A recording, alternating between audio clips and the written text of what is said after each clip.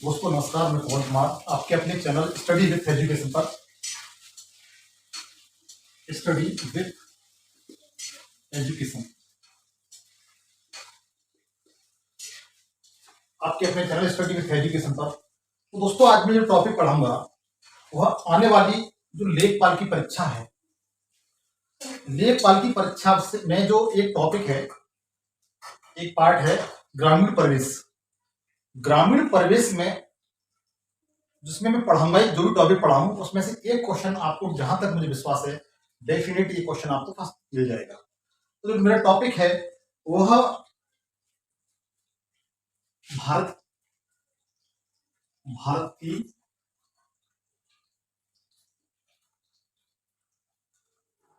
भारत की प्रमुख फसलें और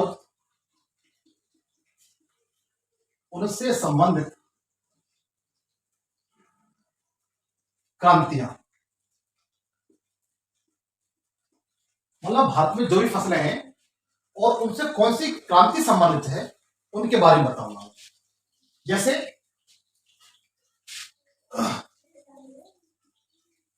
क्रांतियां आप इस तरह से टॉपिक डाल लीजिए, और प्रमुख फसलें देखिए,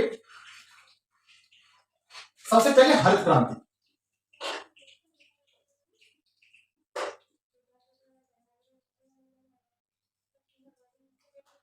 हरित क्रांति किससे संबंधित है?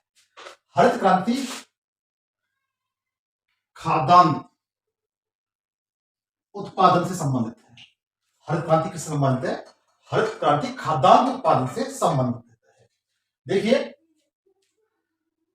हरित क्रांति के बारे में आपको थोड़ा सा बताना चाहूंगा। जैसे हरित क्रांति की शुरुआत सबसे पहले कहां से हुई? हरित क्रांति की शुरुआत सबसे पहले कहां से हुई थी? पहले नंबर में एक पॉइंट इसमें छिपा हुआ है, वो आपको क्लियर करना चाहता हूं। क्रांति का मतलब होता है परिवर्तन लाना, बदलाव लाना, जैसे हल्ला बोल करना। कोई भी कार्य है उसके बहुत तेजी के साथ विकसित करना, उसे क्रांति कहा जाता है। हरित क्रांति है, हरित क्रांति को आरंभ करने का श्रेय एक मैक्सिको देश, पश्चिमी देश है, अमेरिकी देश है,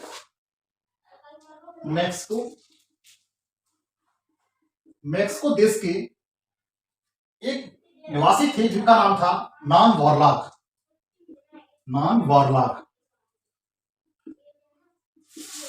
मैक्सिको देश के जो निवासी थे जिनका नाम था नॉन वॉरलॉग, इन्हें विश्व स्तर पर हरित क्रांति का जनक कहा जाता है। याद रखिए, जो नॉन वॉरलॉग थे इन्हें विश्व स्तर पर, वर्ल्ड लेवल पर, विश्व स्तर पर इन्हें विश्व में हरित क्रांति का जनक कहा जाता है। नॉन वॉरलॉग को विश्व में हरित क्रांति का जनक कहा जाता है। इन्होंने जो अपना शोध कार्य किया था वह अमेरिका में किया था, यूएसए में। इन्होंने अपना शोध कार्य के लिए क्षेत्र चुना, वह यूएसए चुना था, और इसलिए इन्होंने जो शोध कार्य किया वो गेहूं पर किया था। इन्होंने जो शोध कार्य किया था वो गेहूं पर किया था। इनके शोध कार्य के परिणाम स्वरूप, मतलब नॉन वॉरलॉग जिन्हें विश्व में हरित क्रांति का जनक कहा जाता है, इनके शोध कार्य के परिणाम स्वरूप गेहूं के उत्पादन में 5 से 6 गुना वृद्धि हुई। इन्होंने जो भी शोध कार्य किया, उससे शोध कार्य से जो नई वैरायटी, नई किस्म जो गेहूं की बनाई, इन्होंने अपने शोध कार्य के परिणाम स्वरूप जो एक नई किस्म या नई वैरायटी बनाई, जिसका नाम उन्होंने बारलाग रखा। तो गेहूं की जो किस्म थी उसका क्या नाम रखा? वॉरलाग रखा। गेहूं की जो किस्म थी उसका नाम वॉरलाग रखा, जो अपने नाम पर इन्होंने रखा था। इस वॉरलाग किस्म, गेहूं की किस्म के परिणाम स्वरूप गेहूं के उत्पादन में 5 से 6 गुना वृद्धि हुई। तो आप इस पॉइंट को याद रखिएगा, मेरे साथ नोट कर लीजिए। ये पूछा जाता है कि विश्व में हरित क्रांति का जनक किसे कहा जाता है, कहाँ के निवासी थे, इनका शोध कार्य किस पर हुआ था? गेहूं पर हुआ था। इन्होंने शोध कार्य के लिए किस क्षेत्र को चुना? तो आप बता सकते हैं यूएसए। इसका परिणाम क्या हुआ? 5 से 6 गुना वृद्धि हुई। किस किस्म का उन्होंने प्रोडक्शन किया, उत्पादन बढ़ाया, रोजगार किया? वो बॉर्लॉग किस्म थी, गेहूं की।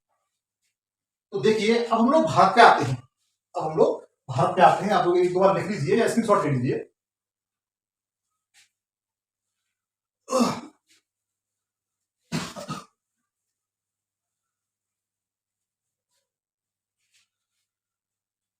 उन्नीस सौ तिरसठ में जब नॉन बॉर्लॉग भारत आते हैं, 1963 में जब नॉन बॉर्लॉग भारत आते हैं, तो उस समय भारत के जो प्रधानमंत्री थे, पीएम थे, वो लाल बहादुर शास्त्री थे।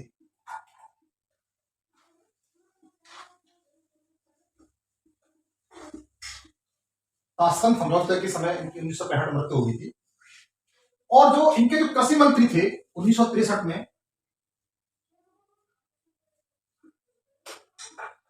वो सी सुब्रमण्यम थे। हुआ यूं कि 1963 में जब नॉन बॉर्लॉग भारत आए अपने शोध कार्य के लिए, वो यहाँ पर टहलने के लिए नहीं आए थे। उन्होंने ये देखा कि बॉर्लॉग प्रजाति किस्म है, इससे क्या भारतीय जलवायु में भी इसका प्रोडक्शन अच्छा हो सकता है, इसके लिए शोध कार्य के लिए आए हुए थे। और इनकी यहाँ पर भारत में तमिलनाडु के एक व्यक्ति जिनका नाम एम एस स्वामीनाथन था। एम एस स्वामीनाथन, इनकी मुलाकात, नॉन बॉर्लॉग की मुलाकात एम एस स्वामीनाथन से हो जाती है। एम एस स्वामीनाथन कृषि के क्षेत्र में अपना योगदान भारत सरकार को दे रहे थे। हुआ यूं था कि जब 1947 में हमारा देश स्वतंत्र हुआ था, उस समय कंडीशन ये थी कि जनसंख्या के अनुसार हमारे देश में खाद्यान्न उत्पादन इतना नहीं हो पा रहा था। और हमारे जो राष्ट्राध्यक्ष थे, वह अपने देश के नागरिकों के लिए, लोगों के लिए बाहर से, मतलब वेस्टर्न कंट्री से, अमेरिका, रूस वगैरह से गेहूं मंगाते थे। और जिसमें हमारा बहुत सारा पैसा खर्च होता था। इधर हमारे यहाँ जो कृषि की जाती थी, वो कृषि पूरी तरीके से वर्षा पर निर्भर थी। लोग बैलों और हलों के माध्यम से कृषि करते थे। आधुनिक यंत्रों का अभाव था, अच्छी किस्म नहीं थी, अच्छी किस्म की बीज नहीं थे। ऐसी कंडीशन में हमारे देश में जो कृषि उत्पादन था वो निम्न था, बहुत कम होता था, जो उस समय की जनसंख्या की आपूर्ति के लिए बहुत कम था। तो देखिए ऐसी कंडीशन में लाल बहादुर शास्त्री ने सुब्रमण्यम की सहायता से एम एस स्वामीनाथन को अपने देश में नॉन बॉर्लॉग की सहायता से शोध कार्य के लिए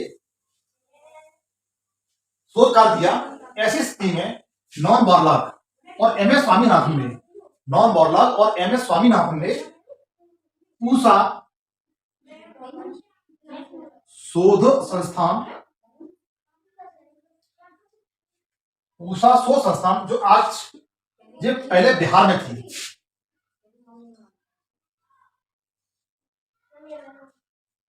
थी, अब ये दिल्ली में है। वर्तमान समय कहां पर इसका कार्यालय है? दिल्ली में है। इसका वर्तमान कार्यालय कहां पर है? दिल्ली में है। तो नॉन बॉर्लॉग और एम एस स्वामीनाथन ने मिलकर के गेहूं और चावल पर अपना शोध कार्य किया, जिससे एम एस स्वामीनाथन के प्रयासों से, अटूट प्रयासों से, कड़ी मेहनत से भारत में भी गेहूं के उत्पादन में 5 से 6 गुना वृद्धि हुई। 5 से 6 गुना वृद्धि हुई गेहूं के उत्पादन में। 5 से 6 गुना वृद्धि हुई। इसीलिए भारत में हरित क्रांति का जनक एम एस स्वामीनाथन को कहा जाता है। इसीलिए भारत में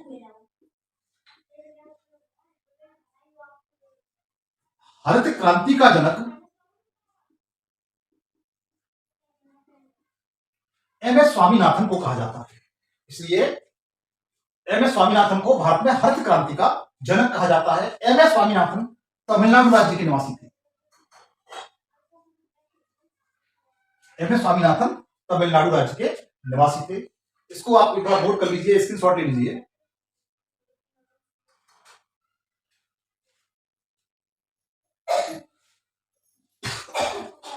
देखिए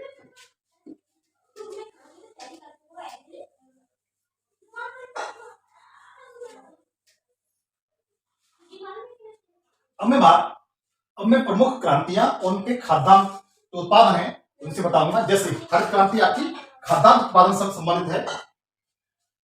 नंबर 2 नीली क्रांति। नीली क्रांति आप मेरे साथ लिखते चलिए। नीली क्रांति मत्स्य उत्पादन से संबंधित है। मत्स्य उत्पादन, नीली क्रांति मत्स्य उत्पादन से संबंधित है। भूरी क्रांति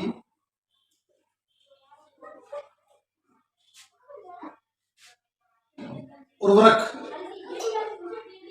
उत्पादन से संबंधित है। भूरी क्रांति है वो उर्वरक उत्पादन से संबंधित है। नीली क्रांति मत्स्य उत्पादन से संबंधित है। हरित क्रांति खाद्यान्न उत्पादन से संबंधित है।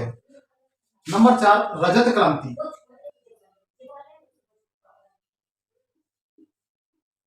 रजत क्रांति अंडा उत्पादन से संबंधित है। रजत क्रांति अंडा उत्पादन से संबंधित है। रजत क्रांति है वह अंडा उत्पादन से संबंधित है।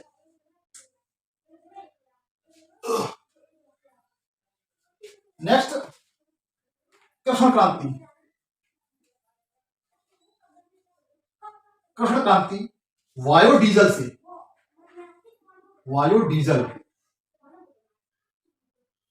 बायोडीजल उत्पादन से संबंधित है।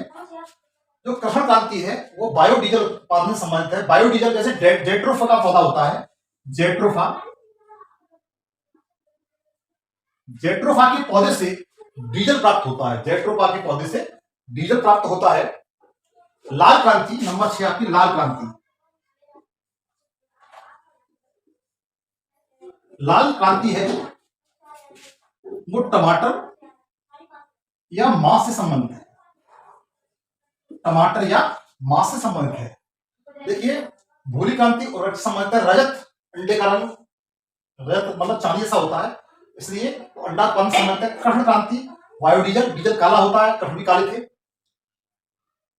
कृष्ण क्रांति बायोडीजल संबंधित है। और लाल क्रांति लाल टमाटर होता है और मांस होता है। लाल क्रांति मांस से संबंधित है, टमाटर से संबंधित है। नेक्स्ट है, अब में देखिए बोर्ड क्रांति और क्रांतियां हैं।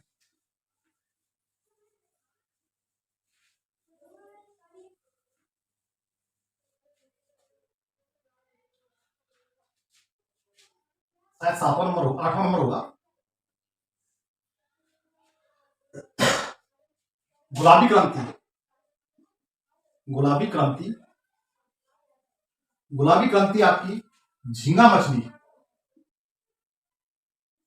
झींगा मछली उत्पादन से संबंधित है। जो गुलाबी क्रांति है वो आपकी झींगा मछली उत्पादन से संबंधित है। बादामी क्रांति,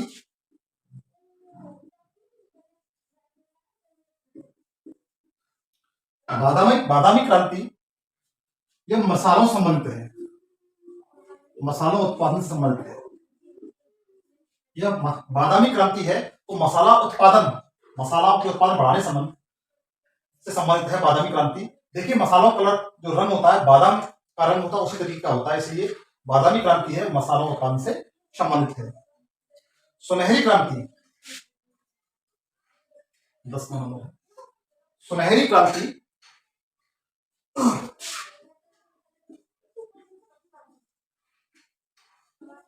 सुनहरी क्रांति फल उत्पादन से संबंधित है।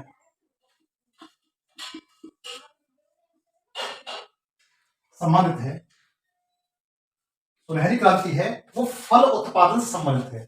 फल खाओगे स्वस्थ रहोगे, सुनहरी रहोगे। इस तरह से आप पॉइंट बना सकते हैं। फल खाओगे स्वस्थ रहोगे, सुनहरी रहोगे। तो सुनहरी क्रांति आपकी फल उत्पादन से संबंधित है।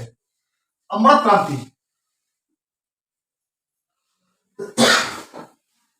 अमृत क्रांति अमृत क्रांति नदी जोड़ो परियोजना से संबंधित है, नदी जोड़ो परियोजना से संबंधित है।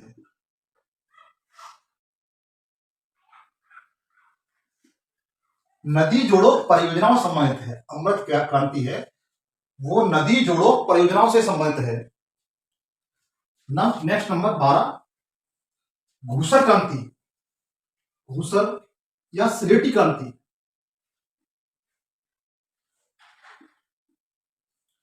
घूसर या स्लेटी क्रांति ये सीमेंट उत्पादन से संबंधित है।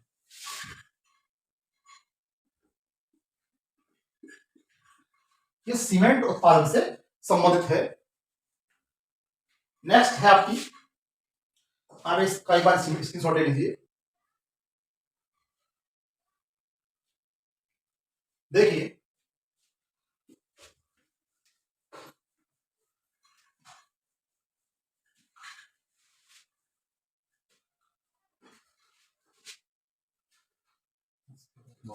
नंबर 13 होगा गोल क्रांति।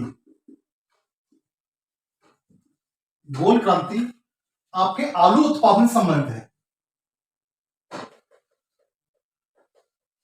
आलू उत्पादन, गोल क्रांति है वो आपके आलू उत्पादन से संबंधित है।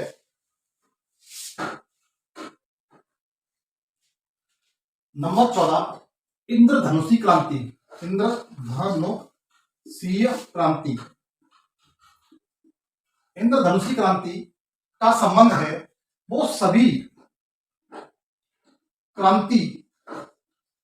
क्रांतियों पर निगरानी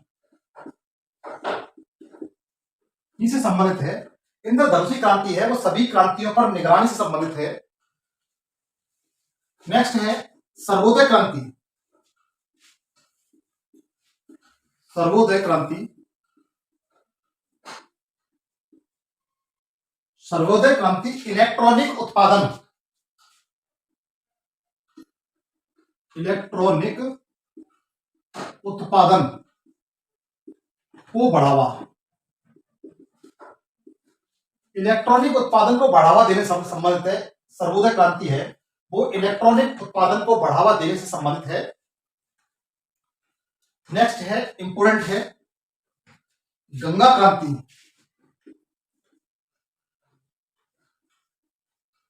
गंगा क्रांति, गंगा क्रांति शासन और प्रशासन में फैले हुए भ्रष्टाचार को रोकने के लिए, जो गंगा क्रांति है वह शासन और प्रशासन में फैले हुए भ्रष्टाचार को रोकने के लिए क्रांति है। भ्रष्टाचार को रोकने के लिए ये क्रांति है। तो आप देख सकते हैं भ्रष्टाचार को रोकना, ये क्रांति किससे संबंधित है? भ्रष्टाचार को रोकने से संबंधित है।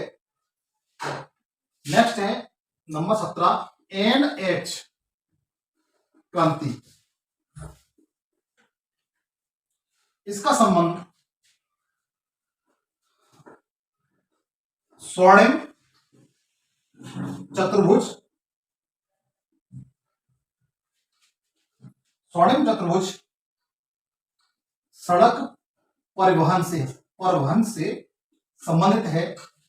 एनएस क्रांति में 4 शहरों को जोड़ा गया है। एनएस क्रांति में 4 शहरों को जोड़ा गया है। दिल्ली, सबसे पहले कलकत्ता से दिल्ली, दिल्ली से मुंबई, मुंबई से चेन्नई, चेन्नई से कलकत्ता। आप देख सकते हैं कलकत्ता से दिल्ली, दिल्ली से मुंबई, मुंबई से चेन्नई और चेन्नई से फिर कलकत्ता। इस तरीके से देश के चारों कोनों को स्वर्णिम एनएच क्रांति के तहत, स्वर्णिम चतुर्भुज सड़क परिवहन के तहत जोड़ा गया है। आप इसका स्क्रीनशॉट ले लीजिए।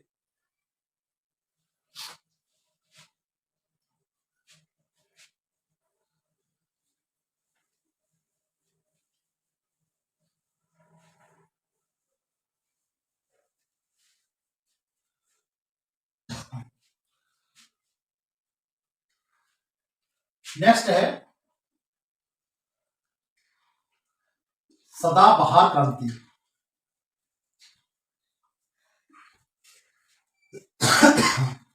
सॉरी, सदाबहार क्रांति, ये सदाबहार क्रांति जैविक तकनीकी से संबंधित है।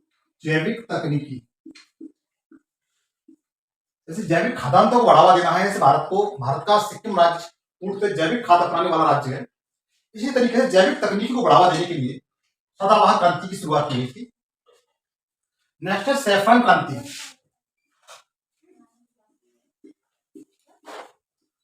सैफरन क्रांति, सैफरन क्रांति केसर उत्पादन से संबंधित है।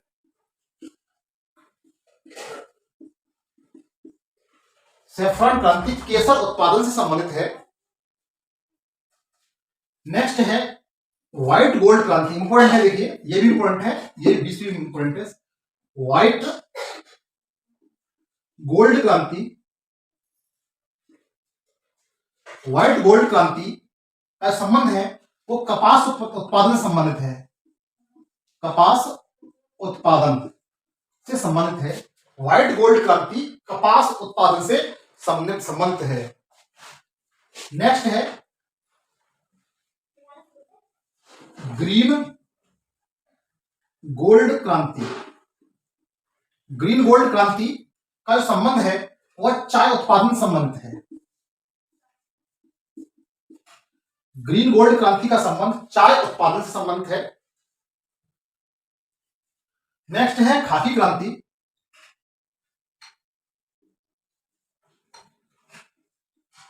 खाकी क्रांति, खाकी क्रांति आपकी चमड़ा उत्पादन से, खाकी क्रांति चमड़ा उत्पादन से संबंधित है। आप एक बार इसका स्क्रीनशॉट ले लीजिए।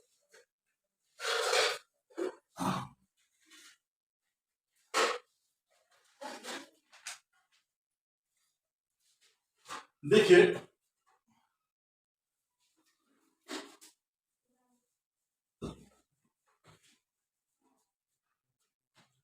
हरित सोना क्रांति, शायद 23वां नंबर होगा। हरित सोना क्रांति, हरित सोना क्रांति आपकी बांस उत्पादन से संबंधित है। बांस उत्पादन से संबंधित है। देखिए बांस उत्पादन में भारत का त्रिपुरा राज्य प्रथम स्थान पर है। बांस उत्पादन में भारत का त्रिपुरा राज्य है वो पहले स्थान पर है। जैसे केसर उत्पादन में जम्मू कश्मीर पहले स्थान पर है। चाय उत्पादन में असम पहले स्थान पर है। इसी तरीके से बांस उत्पादन में त्रिपुरा राज्य पहले स्थान पर का संबंधित है। नेक्स्ट है परागनी क्रांति। परागनी क्रांति आपकी भिंडी उत्पादन संबंधित है। परागनी क्रांति आपकी भिंडी उत्पादन से संबंधित है।